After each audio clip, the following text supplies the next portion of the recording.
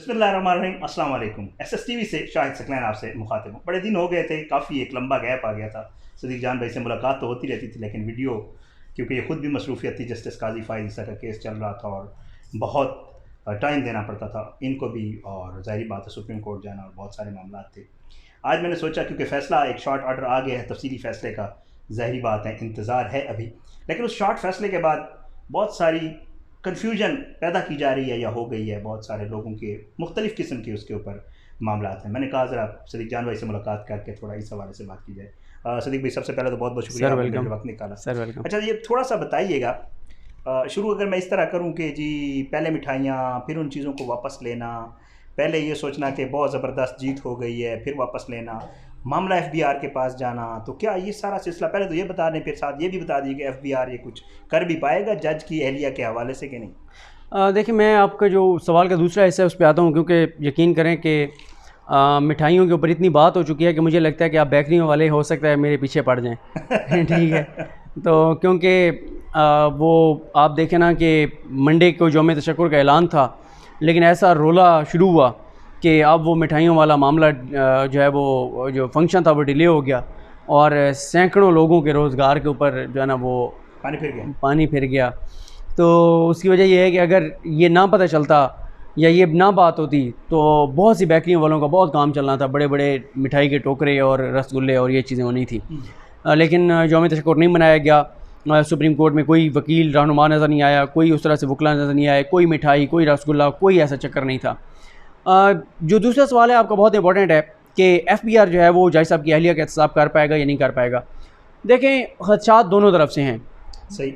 मैं आपको चीज़ बताऊँ शाहिद सकलैन भाई, कि जब 20 अप्रैल का फ़ैसला आया था मियाँ मोहम्मद नवाज शरीफ साहब का, तो मियाँ मोहम्मद नवाज शरीफ साहब का जब फ़ैसला आया था कि 2 जजेस ने कहा कि इनको इसी मौके पे नायल कर दिया जाए और 3 ने कहा कि नहीं GIT बनाई जाए, तो मुझे याद है कि सीनियर तरीन जो वकला थे, जो anti-PMLN थे, बड़े बड़े एंकर्स, बड़े बड़े लोग, उनका ख़्याल ये था और पाकिस्तानियों की बड़ी तादाद का ख़्याल ये था कि वो नवाज शरीफ जो प्राइम मिनिस्टर ऑफ पाकिस्तान है उसका एहतसाब 20 ग्रेड, 19 ग्रेड, 18वें ग्रेड के ऑफिसर कैसे कर सकेंगे, सरकारी एहलकार कैसे कर सकेंगे।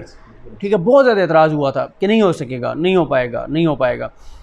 लेकिन और मैं वो अक्सर कहता हूँ, हमारे दोस्त हैं शफ़कत अली कुरैशी, तो हमारा एक और दोस्त है वो पक्का नून लीग का बड़ा सपोर्टर था, तो वो हमें बड़ा कहता था नवाज शरीफ का कोई कुछ नहीं कर सकता, नवाज शरीफ का कोई कुछ नहीं कर सकता।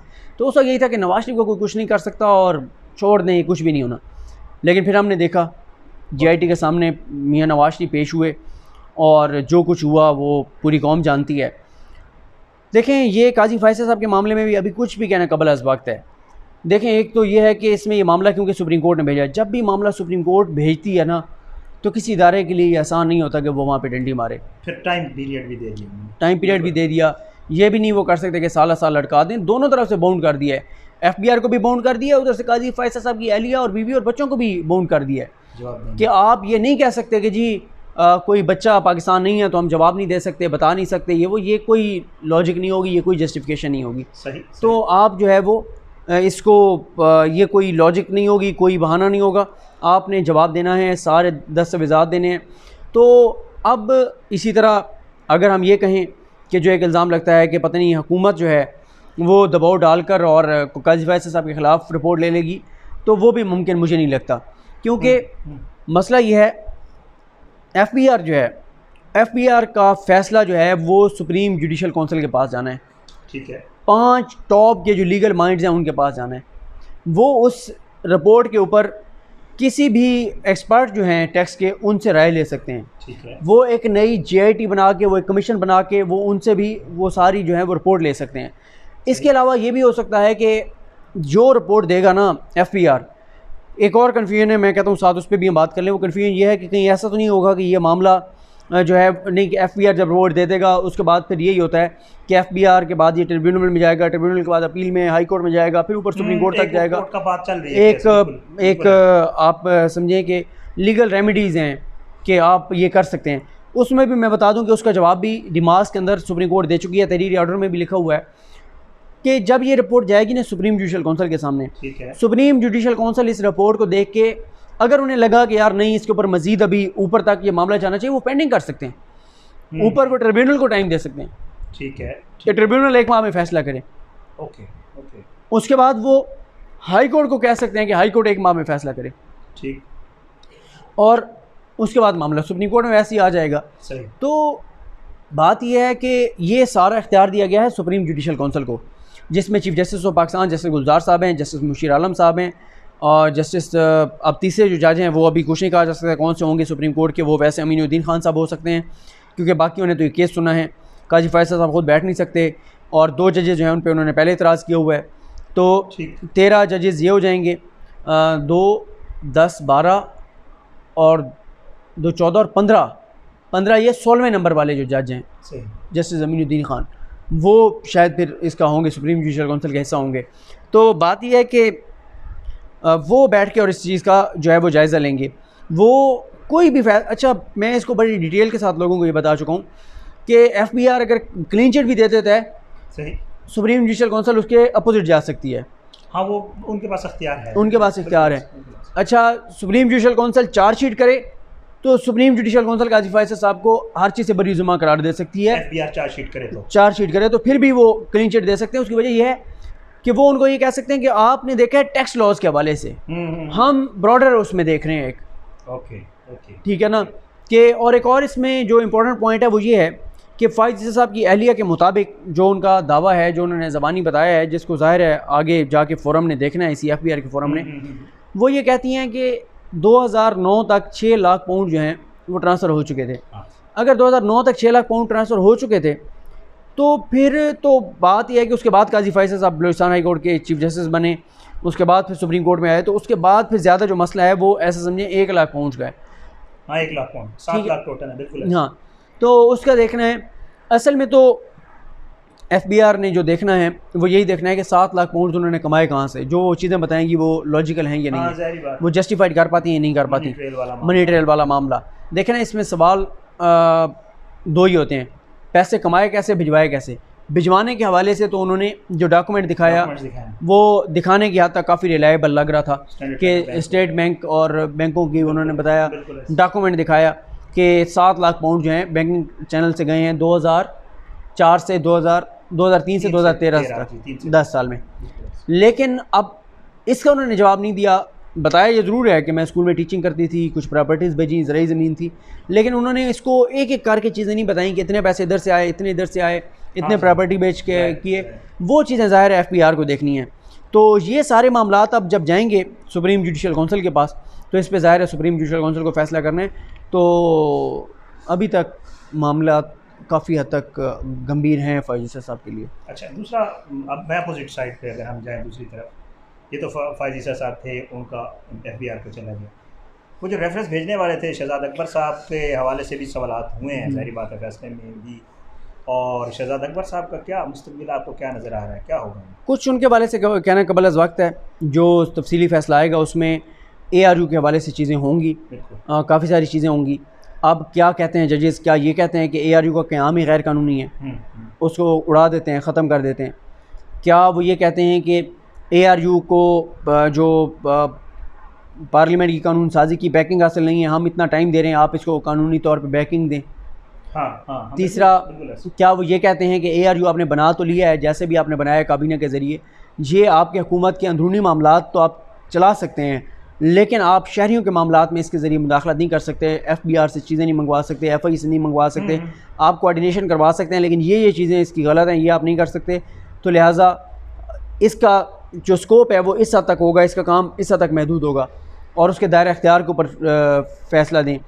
वो ये भी कह सकते हैं कि आप के इदारे को लीगल बैकिंग हासिल नहीं है, इसको लीगल बैकिंग दें, साथ इसका जो सरबराह आपने लगाना है वो आपने इतना बड़ा आपने फोरम बना दिया है, इदारा बना दिया है, तो इसके सरबराह के जो तकर्रुर है वो भी इस तरीके से होना चाहिए, इस तरह से होना चाहिए। और हम शहजाद अकबर साहब की जो तकर्री है उसको गैर कानूनी करार देते हैं। तो कुछ कहना कबल अज़ वक्त है। मैंने एक वीडियो भी की है जिसमें मैंने ये तफसील से बताया है कि तफसीली फ़ैसले में हुकूमत के ख़िलाफ़ क्या क्या चीज़ें जो हैं वो आ सकती है।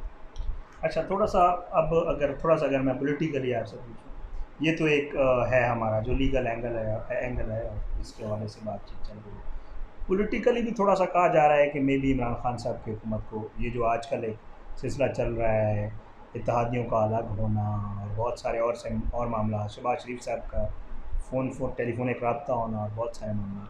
क्या नज़र आ रहा है इमरान खान साहब की हुकूमत को ख़तरा नज़र आ रहा है?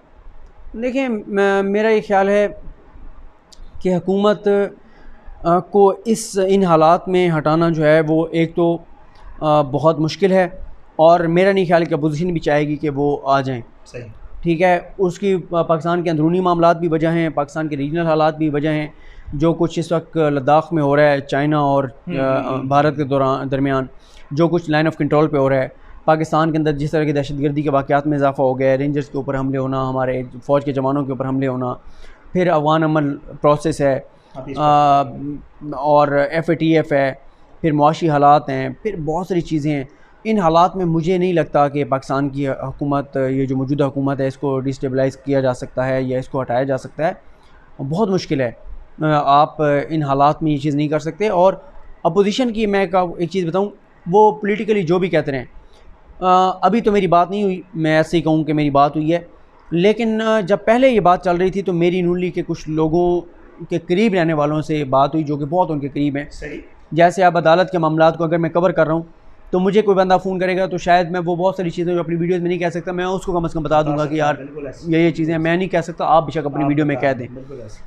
तो मेरी उनसे बात हुई तो उन्होंने मुझे उस वक्त बताया था कि मेरी बात हुई नून लीग के एक बड़े से, उन्होंने बताया, उन्होंने कहा था कि यार हम ठीक है टीवी पे जो भी डॉलर डाल रहे हैं, हम नहीं इस तरफ जाएंगे कि हुकूमत बनाएं अपनी। उन्होंने कहा हमारी भी हुकूमत अगर बनेगी तो हम इमरान खान को ताना देते हैं 4 सीटों का, हम भी तो 4 सीटों पे खड़े होंगे ना। हाँ, जाहिर है उन्होंने भी तो जोड़ तोड़ करके बनाया। जिस तरह उनको इत्तेहादी ज़लील कर रहे हैं, हमें भी तो इसी तरह करेंगे। और दूसरी बात ये है सर, जो पाकिस्तान के मुआशी हालात हैं, हाल उनके पास भी कोई नहीं है उसका। ठीक है, सियासी तौर पे जो भी कहा जाए, लेकिन देखें फवाद चौधरी साहब ने एक बड़ी प्यारी बात की।